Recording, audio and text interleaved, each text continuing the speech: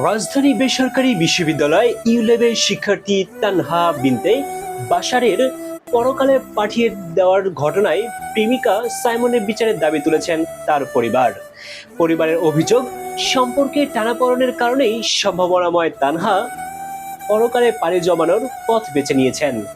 তানহার বাবা আবুল বাশার জানান, তানহার কাল পরকালে পাড়ি জমানোর আগে মেয়ে তাকে ফোনে বলেছিল, বাবা, আমার মন ভালো নেই, তুমি ঢাকায় আসো, আমাকে নিয়ে যাও।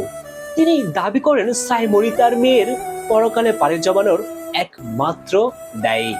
সহপাঠীদের বরাতে জানা যায়, তানহা ও সাইমন দুজনেই কুমিল্লার বাসিন্দা এবং কলেজ জীবন থেকেই প্রেমের সম্পর্কে ছিলেন। পরবর্তীতে সাইমনের পরামর্শে দুজনেই ইউলেবে ভর্তি হন।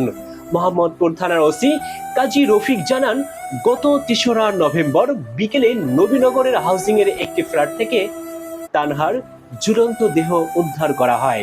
প্রাথমিকভাবে ধারণা করা হচ্ছে এটি প্রেম ঘটিত ঘটনা।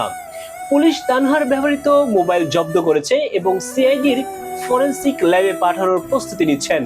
প্রথমে একটি সাধারণ মামলা হলেও শিগগিরই তা প্ররোচনা মামলা হিসেবে রূপান্তরিত হবে বলে জানিয়েছেন পুলিশ।